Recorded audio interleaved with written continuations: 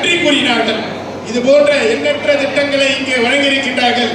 ஸ்டாலின் அந்த திட்டங்கள் எல்லாம் இங்கே வழங்கவில்லை. அதனால் ஸ்டாலின் இந்த உள்ளாட்சி அதாவது மக்கள் நல திட்டங்களை நிறைய செய்திருக்கு. மக்கள் மனதிலே இன்றைக்கு மிகவும் நலத்திட்டங்களை தமிழ்நாட்டிலேயே எந்த மாவட்டத்திலும் எந்த மாவட்ட செயலாளர் செய்யாத அளவிற்கு நலத்திட்ட 2026 தேர்தலில் பொன்மனச்செம்மலால் வளர்க்கப்பட்டு உருவாக்கப்பட்ட அந்த பெயர் இயக்கத்திற்கு இரட்டை இலை சின்னத்தை வாங்கி கொடுத்தவர்கள் புரட்சித் தலைவர் தலைமையிலே அமைக்கப்பட்ட அந்த குழு. அதிலே பேராவூரணி கூட செல்லையா, அண்ணன் எஸ்.டி. சோமசுந்தரம், நமது பாசமிகு புரட்சித் தலைவரின் மனைவி ஜானகி அம்மையார் ஆகியோர் உள்ளடக்கிய குழு காரணமாக இப்போது இரட்டை இலை சின்னம் நமக்கு மீண்டும் கிடைக்கப்பட்டு நமக்குள் ஏற்பட்ட ஆச்சரியங்களால் பிளவுபட்ட நிலையில் இருந்து மாற்றம் வந்து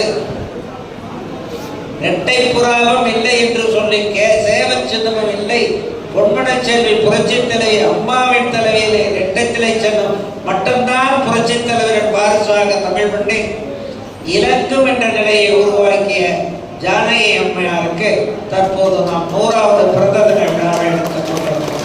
தற்போது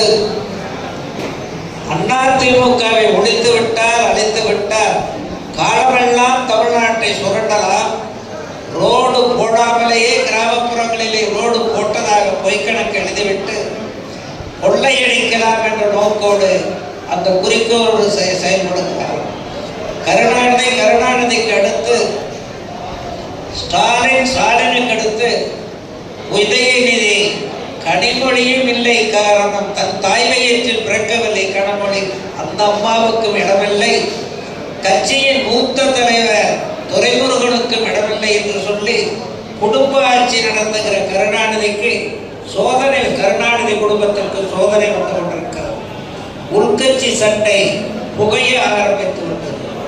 அந்த புகை நெருப்பாக எரியக்கூடிய சூழல் வந்திருக்கிறது. உள்கட்சி சண்டையாலே, கனிமொழி பிரிவை ஆதரிக்கின்றவர்கள் போடும் சண்டையாலே, துரைமுருகனை ஆதரிக்கிறவர்கள் போடும் சண்டையாலே விரைவிலே எரிந்துவிடும் திமுக, அழிந்துவிடும் திமுக. அந்த இடத்தை நிரப்புகிற பணி எடப்பாடியார் கையில் இருக்கிறது. எடப்பாடியார் ஆட்சிக்கு வர வேண்டும் என்றால் நமக்குள் ஒற்றுமை இருக்க வேண்டும், மிக மிக ஒற்றுமை இருக்க வேண்டும். அதிகப்படியான வாக்குகளை பெற்று பிஜேபி, ஏழைகளுக்கு எதிரான பிஜேபி, பாமர மக்களை சுரண்டுகிற பிஜேபி கைகோர்த்து கொண்டு ஸ்டாலினோட அந்த ஆட்சியோடு அந்த ஓட்டிங் மிஷினை இங்கேயும் வாங்கி வச்சிருக்காங்க. அப்படி அந்த விட்டலைக்கு ஓட்டு போட்டால் சூரியனுக்கு விடக்கூடிய ஒரு 10-20% ஓட்டுனாலதான் திமுக ஜெயித்து வருகிறது. தம்பி பலராமன் 4500 ஓட்டு இல்லதான் தோத்தாரு. காரணம் அந்த ஓட்டிங் மிஷின் மனதிலே வைத்துக் கொண்டது. திமுக அப்படி ஒரு முடிவு எடுக்கப்படவே இல்லை, அப்படி ஒரு நிகழ்வு நடக்கவே இல்லை. அது தவறான செய்தி. நாங்கள் எப்போ சொன்னோம் கூட்டணி விஜய் கட்சியோடு வச்சுக்கிறோன்ட்டு? கூட்டணி பற்றி எதுவாக இருந்தாலும் கட்சி முடிவெடுக்கும். கட்சியினுடைய பொதுச் செயலாளர் தான் முடிவெடுப்பார். அதற்கு காலம் இருக்கிறது. அந்த காலத்தை அது என்ன முடிவு என்பதை அவர் தெரிவிப்பார். அது கட்சி தலைமை அந்த முடிவு என்ன என்பது பற்றி எடுக்க வேண்டிய காலத்திலே முடிவு எடுக்கும். அதுக்கு உட்கட்சி பூசல் என்று பொருள் அல்ல, உள்கட்சியினுடைய வளர்ச்சி என்று பொருள். அதை பற்றி நான் பதில் சொல்ல முடியாது. அது அவரவர்களுடைய விருப்பம்.